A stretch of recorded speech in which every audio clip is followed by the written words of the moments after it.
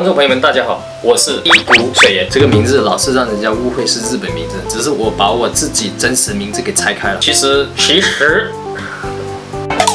今天给大家带来一道10大叶菜之一的平价又好吃的一道名菜——白切鸡，也叫白斩鸡。第一次吃这道菜的朋友，多少会被它那个细嫩多汁，然后又原汁原味的鸡香味给震撼到。当年尼克松访华的时候，咱们的周总理给他夹的就是白切鸡。听说这只鸡还特地的从青岩那边空运过去当主菜。做鸡能做到这个地步，我估计也不多。这是我特地买的所谓的青眼鸡了。具体它跟普通鸡有什么差别呢？这点知道的朋友麻烦帮忙科普一下。其实这道菜的做法十分简单，据说是当年时值中秋佳节，有个帅气的小男孩在玩灯笼的时候不小心酿成火灾。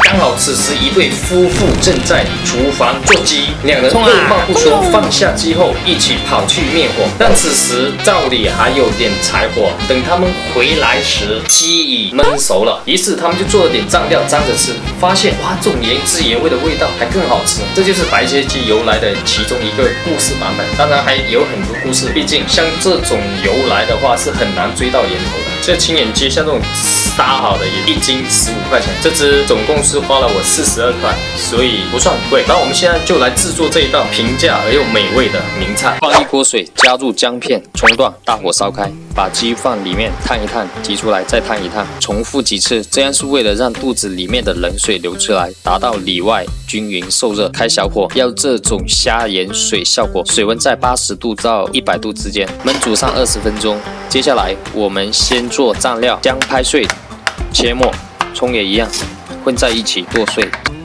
加上花生油、盐，搅拌均匀，这样我们的蘸料就做好了。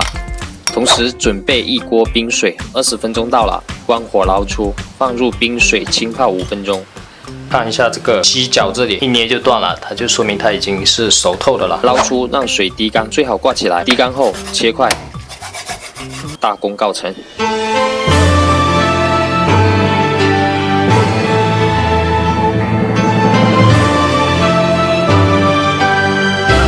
咱们来尝一个试试看。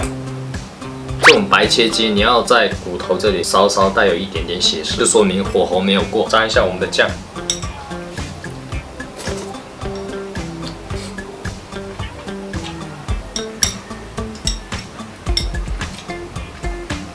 其实像这样的白切鸡，跟四川那边有一道叫口水鸡的做法非常相似，他们就是淋上那一种又麻又辣的那种红辣椒油，哇，淋上去，然后撒上那些芝麻。有一次吃过的，那个整个嘴都是哇，四川的麻辣真的了不起。但是相对于我们广东这边呢，还是喜欢这种蘸酱，清淡清淡。